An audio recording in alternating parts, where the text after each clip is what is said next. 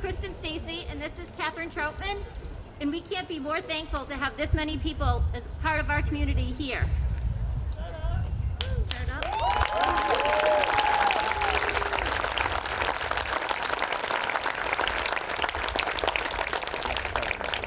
Before we start, please do two things for me. One, look at your neighbors. Make sure you're socially distant, and if you need a mask, come on up and get one from us. And the second thing, look at your neighbors. Look at their faces. You see your neighbors willing to stand up with you to end racism. You see your neighbors willing to teach their children that racism is unacceptable.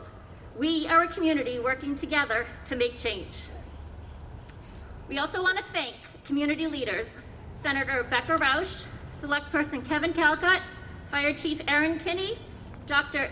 Ingrid Alardi, Superintendent of Schools, and Chief Stone from the Norfolk Police for attending and lending their support to us.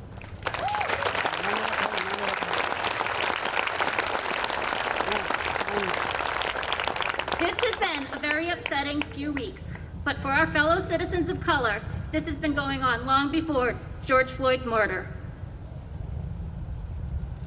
Tonight, we come together because it is no longer acceptable to be quietly non-racist. It is time to be vocally anti-racist. We can no longer sit idly by.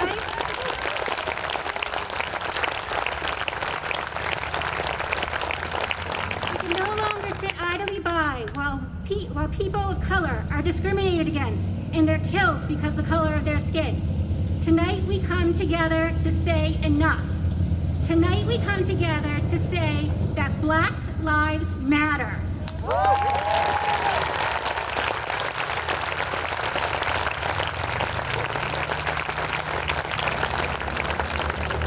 And that all lives cannot matter until we recognize that Black Lives Matter.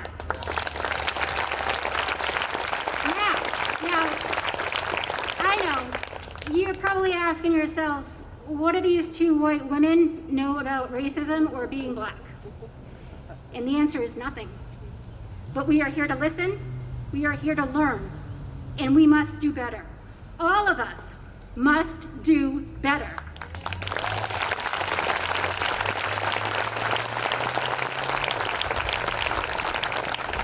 We want to read a few names of Black Americans that have been killed unnecessarily. When I read the person's name, please respond by saying their name. George Floyd. George Floyd. Breonna Taylor. Breonna Taylor. Ahmaud Arbery. Ahmaud Arbery. Tony McDade. Tony McDade. Philandro Castillo. Philandro Castillo. Trayvon Martin. Trayvon Martin.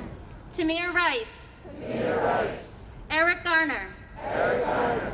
Botham John. Botham John. We see you, we hear you, we stand by you.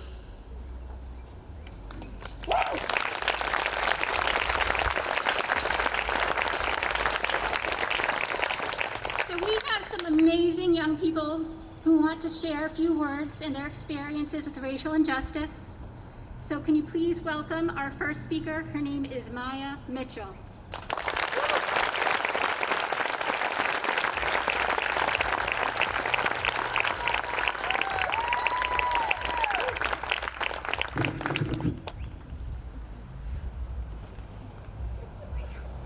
Hi everyone, my name is Maya Mitchell. As a 15-year-old young lady of color, biracial, mixed, African American, however you see me, I'm here today to speak on behalf of my Black brothers, sisters, cousins, aunties, uncles, grandmothers, grandfathers, and every single Black mother and father. All of the men and women who are not here with us right now due to police violence. If you are standing here today, you are showing leadership. I am asking you that in 2 weeks, when this is off your social medias, to continue out this movement and to keep talking about it. We need you. We need you. When I was 12 and 13 years old, I was racially discriminated against for the first time. When I was 14 and 15, I would be followed in stores because they thought I was stealing. And sadly, I will continue to be racially discriminated against in stores if we do not speak out now. I refuse to let my children grow up in a society like this. I sadly fear for my Black father, along with my Black community, every single day, and I refuse to live in fear in this country. In these past few days, I have risen above my fellow classmates and generation to stand up and to educate them. I've taken notice of how uncomfortable this movement makes a few of my classmates, but I will continue to speak loud and proud. I've seen ignorant and insensitive posts on Instagram, Snapchat, and Twitter, and I refuse to sit there in silence and not speak up. And I promise I will continue to educate my fellow generation every single day, and I will not be stopped, because I am proud to be Black. I will continue to create movement in this country, and this is only the beginning. Your silence is violence, so speak up and speak loud and proudly. Thank you.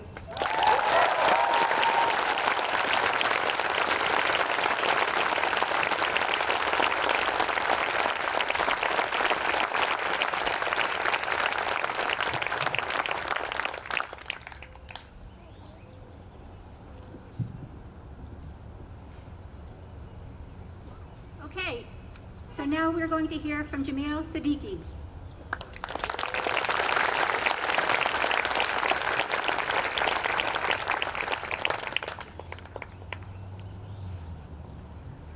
Hi, my name is Jamil Siddiqui. I've lived in Norfolk, Mass. since I was 2 years old. Today I'm going to read a quote from the great Kareem Abdul-Jabbar. He says, "Racism in America is like dust in the air.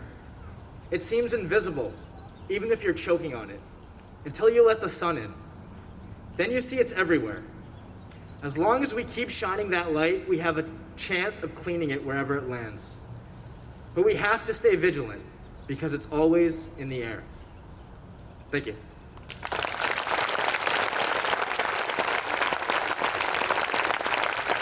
Thank you, Jamil. Now we will hear from Wilder Dalton.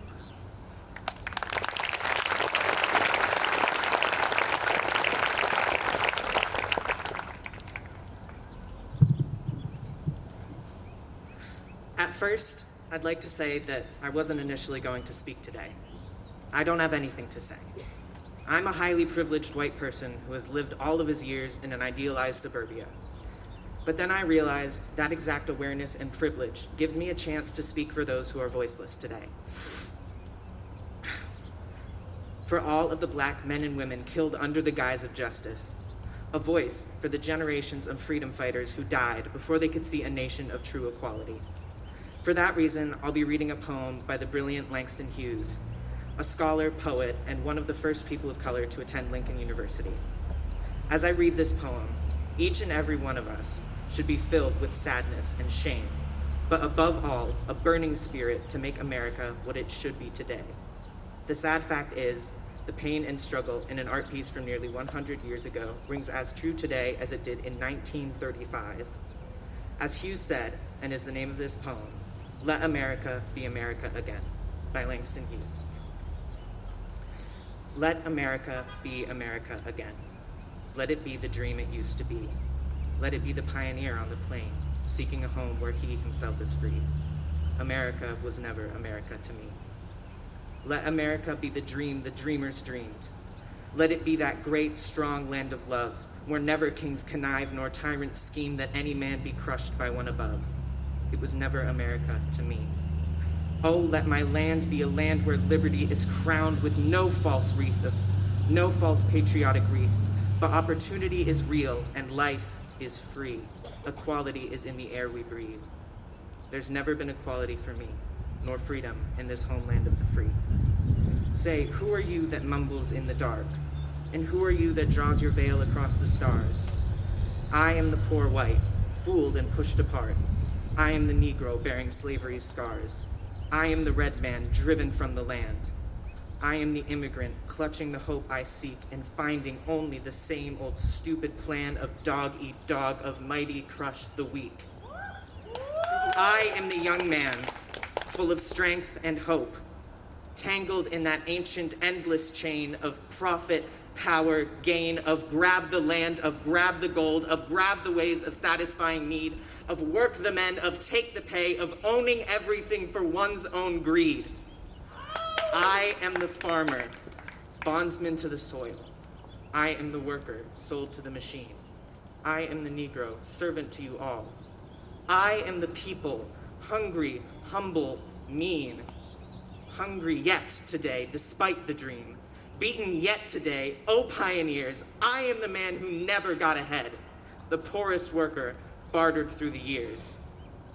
Yet I'm the one who dreamt our basic dream. In the old world, while still a serf of kings, who dreamt a dream so strong, so brave, so true, that even yet its mighty daring sings in every brick and stone, in every furrow turned, that's made America the land it has become. Oh, I'm the man who sailed those early seas in search of what I meant to be my home. For I'm the one who left dark Ireland's shore and Poland's plain and England's grassy lea. And torn from black Africa's strand I came to build a homeland of the free. The free? Who said the free? Not me. Surely not me.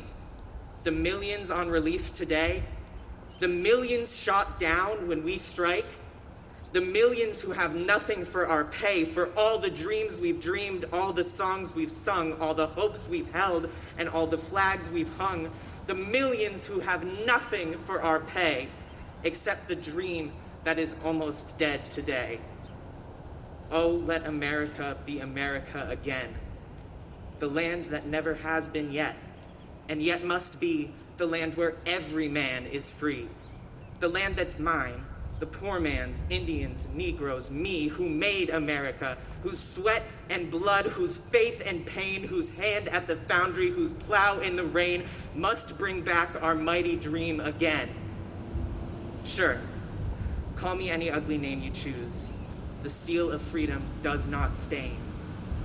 From those who live like leeches on the people's lives, we must take back our land again. America. Oh yes, say it plain, America was never America to me, and yet I swear this oath, America will be.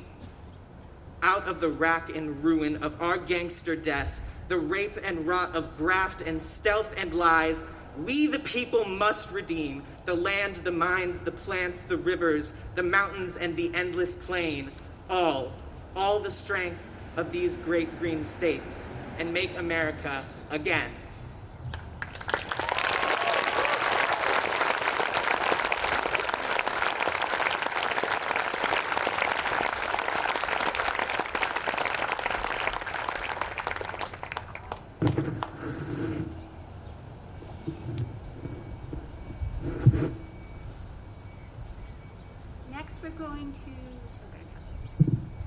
Next we're going to hear from Helena Beckley. Woo!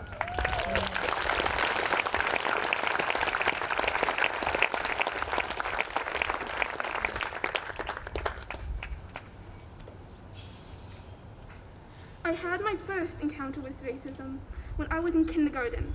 I was huddled in a group of some kids during nap time, and I was so excited because this boy was planning the end of the year pool party. When I asked if I could come, he refused, claiming that my skin would make the pool dirty. I was devastated and begged for him to let me come, but he refused. May I remind you that this was in kindergarten. I was 5, barely able to write my own name, and already faced discrimination. Still today, I can hear the echoes of these sentiments. I can hear them when people judge me for my interests because I don't act like the stereotypical black girl. I can hear it when someone asks if I got box braids so I'd be black enough to use the N-word. One day, I won't have to hear these racist sentiments. One day, my skin won't be a factor in the way I am judged. I already have some friends who see this, friends who fight with me against any hatred thrown my way. So I will join in a march to join me in a march to the better future.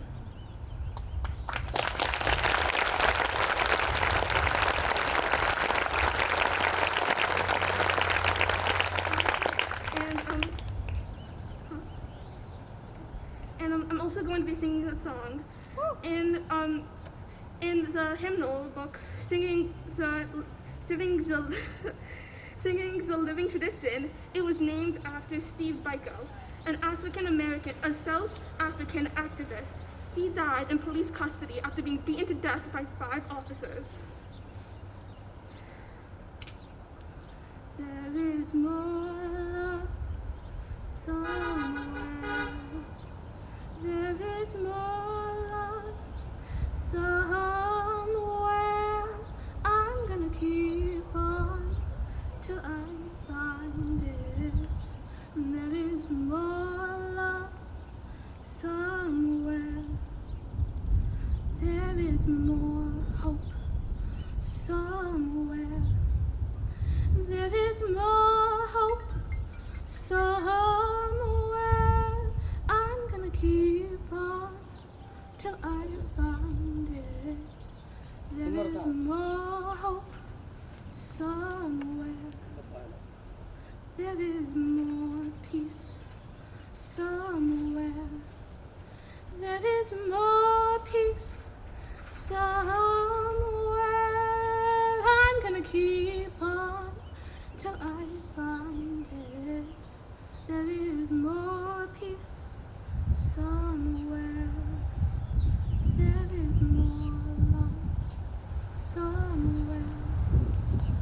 There is more love somewhere. I'm gonna keep on till I find it. There is more love somewhere.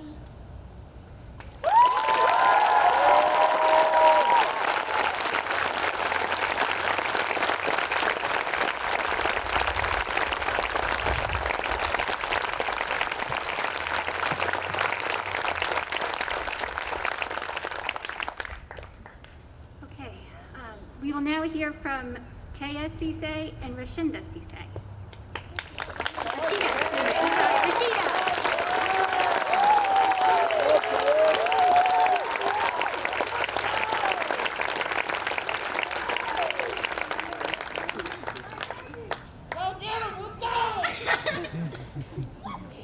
Hi, everyone.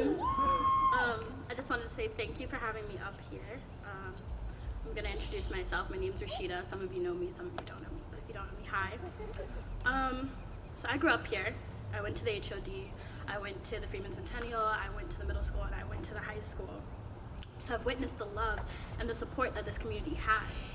But with that being said, I'd be lying if I stood up here and said that I've never experienced racism in this community, because I have. Because let's be honest, it's hard being one of the only black families or families of color in a predominantly white community. It really is.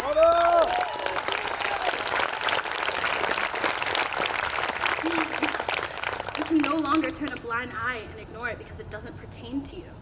Now is the time to use your voices and to come together and stand up for what is right. For some of you, George Floyd's murder, may he rest in peace, was the first time you've seen the system fail like that. Unfortunately for myself and a lot of my peers, it's not the first time we've seen something like that. I refuse to be just another hashtag. I refuse to let my brothers and sisters be just another hashtag. Sorry. You got it, sis!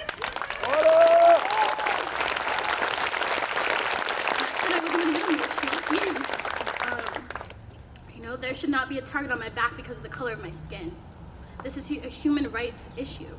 Our country is hurting and our country is suffering, and we all need to come together and be strong for one another, and it starts with each and every one of you. Have those conversations with your family and your friends. Even uncomfortable, who cares? Educate yourselves and educate your peers.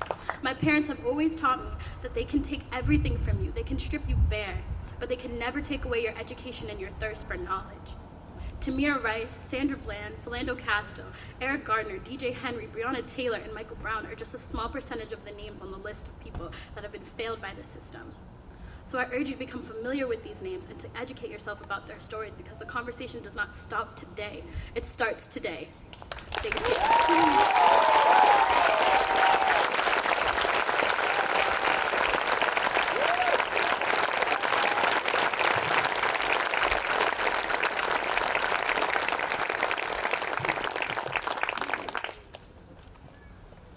Thank you. We're now going to hear from Kathy Namuli.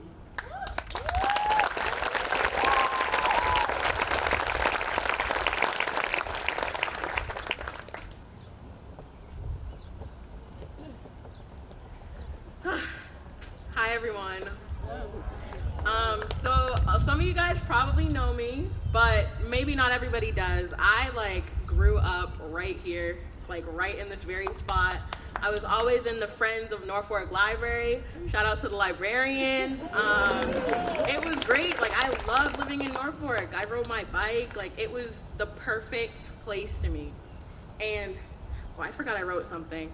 So as I look across the crowd here today, I see a lot of familiar faces and some that are brand new.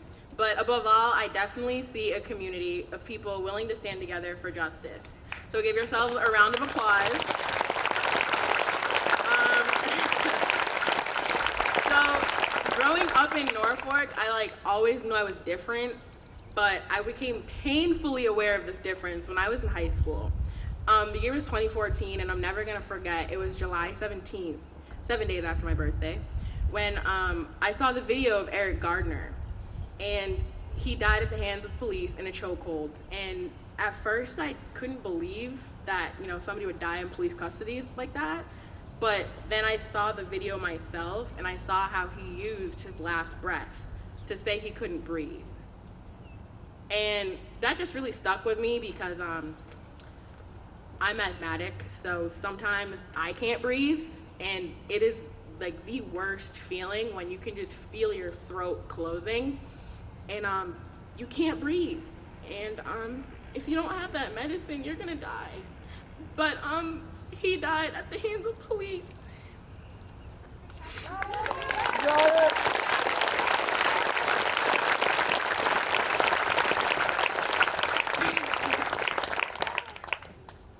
Thanks, Mom. And honestly, after that video, I was never the same. So since I grew up here, some of you guys might remember in high school, if after this video came out, I was very vocal, I found my voice, and I realized that I had to speak up about the things I was seeing. And not to get emotional again, but KP was awful.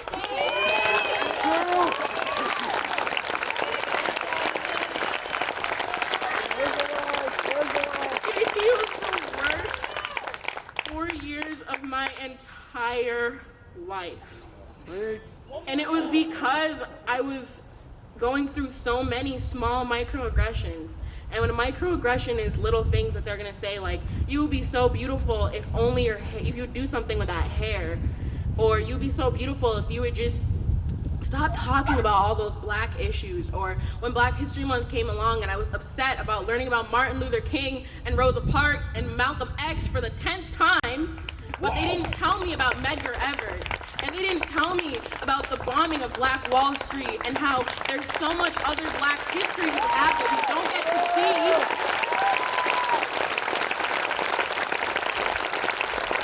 I'm going off script again, and I'm sorry, but my point is, after that, I realized I was black, and I realized what it meant to be black. And what it means to be black is, you're gonna face a lot. You're gonna face a lot. You're gonna get followed in stores. Some people are not gonna want their kids to play with you. Some people are gonna think of you differently. You're gonna be problematic if you're angry, and angry justifiably so. You're always gonna be expected to be the spokesperson for every black event ever. No offense. Stuff like this comes around, and before I even get the chance to process the pain that I feel of constantly seeing black people killed at the hands of police,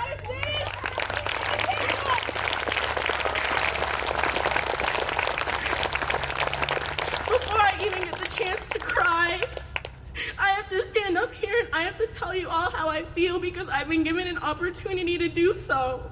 And I owe it to all of the black people that have died to do that, but I am in pain. I'm in a lot of pain. And things like this make it easier, but at the end of the day, I really want you to ask yourself, what have you all done? Seriously, this is great to see you all here, but I want more. I want action. Say it with me, I want action. We want action. Action. I want changes. I want each and every one of you, every single person here, get registered to vote. If you're not registered to vote, go do it right now. As soon as you get home, get on your computer and register to vote. And once you're registered to vote, I want you to vote at every single election, at a local level, at a state level, at a nationwide level. That's where we're gonna make the changes. But more importantly, I want each and every one of you to hold each other accountable. We can all make a change. This is huge. When has Norfolk ever held a protest for Black Lives Matter? So we're already making great progress, but it doesn't stop here. Each and every one of you needs to go home and have these tough conversations with your neighbor, with your friend, with your family. You have to make a change because, I got off script again. Okay, how far will you guys go to see a country where everybody has the luxury to feel safe all the time? Not just when they're in their hometown, and not just when you're in the north, and not just when you're around the area you know and people that you know because you're safe. I want you to think about when's the last time you really did something to make a change. And one of the things I really wanted to say is that all the officers who were responsible for killing a Black person in their custody had one thing in common. They all treated the Black people like others. They all didn't think they would get in trouble. They all didn't think there'd be any repercussions. Because if no one recorded it, there really wouldn't be. We wouldn't have proof. We wouldn't have videos. We wouldn't have anything. So, all of you guys can make a change by starting with really simple things like stopping microaggressions when you hear it, speaking up so that other Black kids know you have a voice, talking to your children, talking to your nieces and nephews, but more importantly, continue to come together as a community. I don't want this to be the end. I want this to be the beginning. And I'm really happy to be here. And I know I said I wouldn't cry, but I did. But I just want you all to know that even though I have a lot of pain and a lot of anger, I do have a lot of hope because I'm looking at all of you here today. So I kind of forgot what I was going to say at the end, but thank you so much for giving me the opportunity to talk. And thank you for all that you do.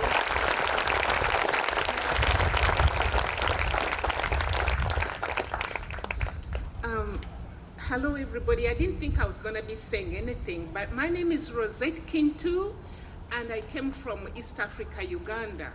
I've been here in Norfolk for about 35 years. But everything going on, sometimes we forget that we have a very great police officers. From the bottom of my heart, I want to thank the Norfolk police officers.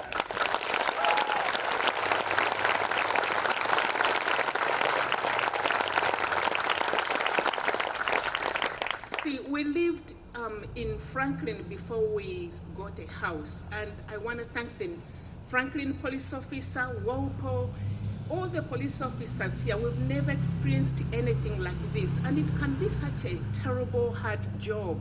I'm a nurse by profession myself, but sometimes if a nurse makes a mistake, they think all the nurses are bad. Not all police officers are bad. And we want to really thank you for the job you do. Thank you, thank you, thank you.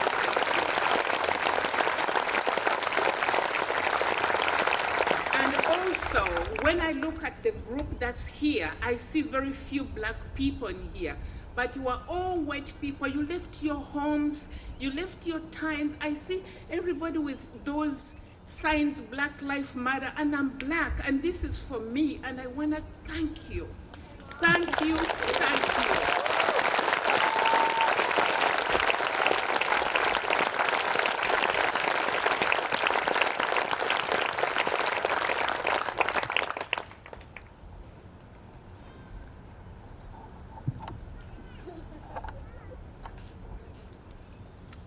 We are now going to hear from Annalise Cisse.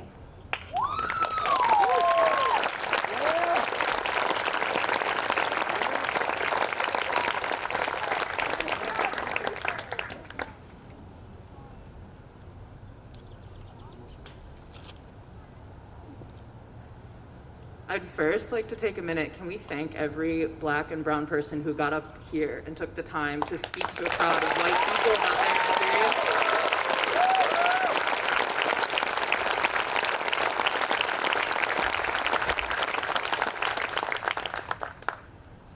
I'm not going to speak about what it was like to grow up in this district. I will say that I've spent the last 7 years reclaiming my identity as a Black woman, giving myself permission to wear my hair in an afro and being proud of that and liking that. That took 7 years of work, and I'm still on that journey.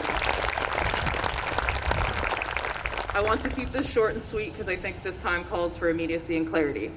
I'd like to take the time to share with you a resource written by my friend Mireille Harper in London titled 10 Steps to Non-Optical Allyship, which some of you may have seen on the internet over the past couple days. Number 1, understanding optical allyship. Allyship that only serves at the surface level to platform the ally, it makes a statement but doesn't go beneath the surface, and it is not aimed at breaking away from the systems of power that oppress. That's a quote from Latham Thomas. Number 2, check in on your Black friends, family, and partners, loved ones, and colleagues. This is an emotionally traumatic time for the community, and you checking in means more than you can imagine, and how you can provide support. And I'd like to emphasize, ask how you can provide support. 3, be prepared to do the work. Understand that coming to terms with your own privilege will not be pretty or fun experience. It is necessary to feel feelings of guilt and shame and anger throughout this process. Read up on anti-racist work. It is not enough to dislike racism. You need to work towards anti-racism. The following will be essential for your learning. Me and White Supremacy by Layla Saad, and How to Be an Anti-Racist by Ibrahim X. Kendi. Avoid sharing content which is traumatic. Whatever your intentions, it is vital to consider sharing videos of Black people being abused and hurt can be both traumatic and triggering for many Black people. Avoid sharing this content as it increases also to the dehumanization of Black people. Number 6, donate to funds and support initiatives. Consider supporting platforms and initiatives which support Black people, such as the Minnesota Freedom Fund. Support Black-owned platforms such as Kwanda and sign petitions. Put your money and your pen where your mouth is. 7, do not center this narrative around yourself. Whilst it is nice that you can relate and empathize, now is not the time to insert your personal experiences into a narrative that isn't about you. This is actually harmful and takes away from the severity of the situation. Leave your ego. 8, keep supporting after the outrage. It should not take an act of brutality or the virality of the situation for you to suddenly show your support. Keep supporting Black media, Black initiatives, charitable organizations, and continuing your work after the attention has died down. 9, stop supporting organizations that promote hate. If you read pieces on media platforms that promote hate or fund supremacist and hateful organizations, you are contributing to the problem. Equally, stop supporting organizations that love Black culture but fail to speak on the issues affecting the Black community. 10, start your long-term strategy. How are you making a long-term impact or affecting change? Can you mentor a young person? Can you become a trustee for an organization that supports the Black community? Could you offer your time to volunteer? Make the effort to do something valuable over a long period of time. A good question that I like to always ask when I'm doing anything is, what is my intention? And when you actually sit with that, it's easy to unpack what you're doing and the impacts that it's going to have. And you can quickly kind of assess if this is something that will be useful for the movement overall. So using the example of the Black squares on Instagram, if we were to sit and ask, what is my intention? It was to show that I am with this movement. But on the ground, protesters needed to use Instagram and they needed to use Twitter to see the bricks being laid by Boston PD and to see the tanks coming in, and we couldn't see that. And then you have the Black Lives Matter hashtag being used when that's a resource for us, that's a map. So Instagram and Twitter are being used to keep people safe, and then we distracted and we created a void. So now people are just scrolling and all they see is Black squares. We've desensitized the movement. So if we actually take the time and ask, what is my intention? What is my purpose doing this? Then we can have more results in the things that we're doing. So thank you.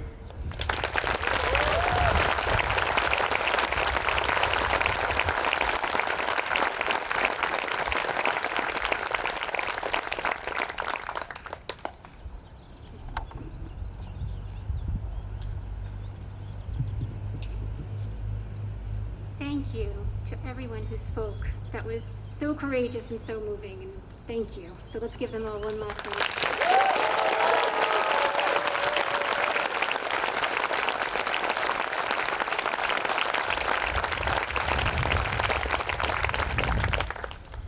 So now we invite you to take a stand, or you can sit, you can kneel, you can lay down, whatever you're comfortable with.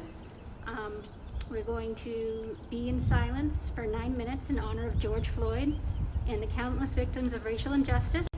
We are going to start the timer, and we will let you know when the 9 minutes has passed.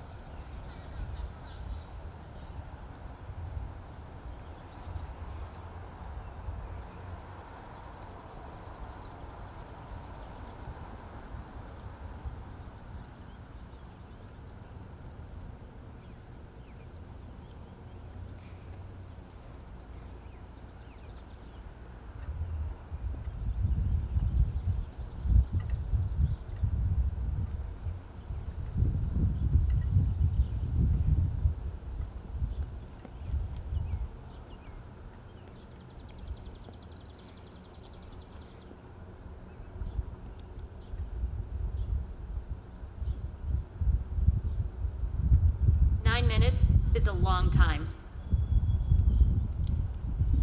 We're going to close the rally with a song performed by Ken DeRosario and Rob Goldman. We want to thank you all for coming. And please keep in mind, this is not the end.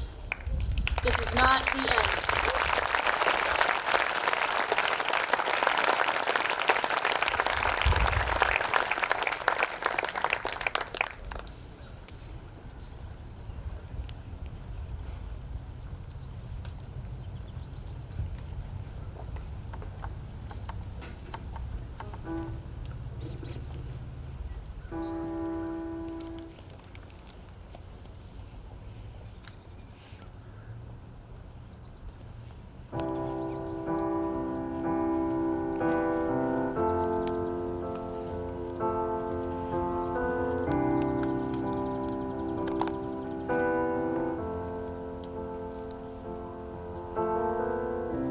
Imagine there's no heaven.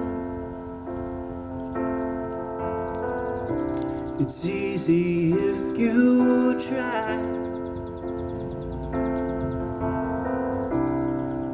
No hell below us, above us only sky. Imagine all the people living for today. Imagine there's no countries. It isn't hard to do. Nothing to kill or die for, and no religion too. Imagine all the people living life in peace. Ooh, you may say I'm a dreamer, but I'm not the only one. I hope someday you'll join us, and the world will live as one. Imagine no possessions. I wonder if you can. No need for greed or hunger. A brotherhood of man. Imagine all the people sharing all the world. You may say I'm a dreamer, but I'm not the only one. I hope someday you'll join us, and the world will be as one.